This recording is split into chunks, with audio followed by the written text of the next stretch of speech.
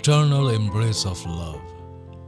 অনড় দেহ মনেও ভালোবাসা রাখতে চাইলেন তারা একে অন্যের জন্য।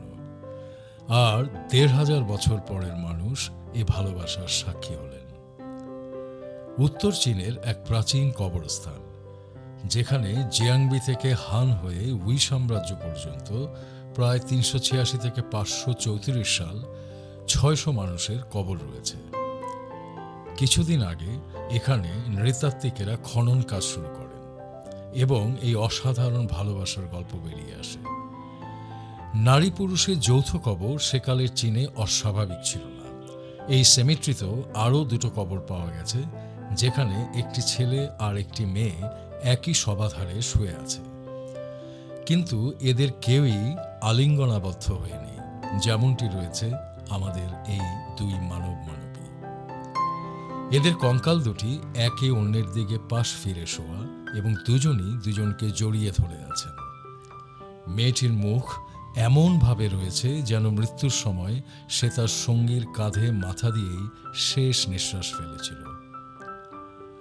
প্রত্নতত্ত্ববিদরা এই শবাধার পরীক্ষা করে জানাচ্ছেন যে সম্ভবত এই দুই মানব মানবী ১৫০০ বছর আগে স্বামী স্ত্রী ছিলেন।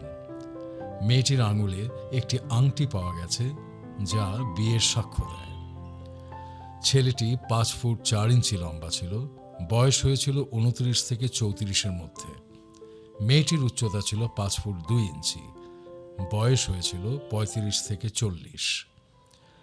ছেলেটির কঙ্কালে অনেকগুলি ইনজুরির প্রমাণ পাওয়া গেছে, যেমন একটি হাত ভাঙা এবং একটি হাতের বেশ কয়েকটি আঙুল নেই। ডান পায়েও হাড় ভাঙা। তুলনায় মেয়েটির স্বাস্থ্য মৃত্যুর সময় অটুট ছিল, শুধু দাঁতের খানিক সমস্যা ছাড়া। এ থেকেই বৈজ্ঞানিকরা ধারণা করছেন প্রথমে ছেলেটি মারা গেছে, এরপর মেয়েটি স্বেচ্ছায় মৃত্যুবরণ করেছেন। প্রত্নতত্ত্ববিদরা একটি সুন্দর সিদ্ধান্ত নিয়েছেন। একে অন্যকে জড়িয়ে ধরা কঙ্কাল দুটিকে তারা আলাদা করবেন না। মিউজিয়ামে প্রদর্শনের সময়ও যেন এই প্রাচীন দম্পতির আলিঙ্গন না ভাঙে।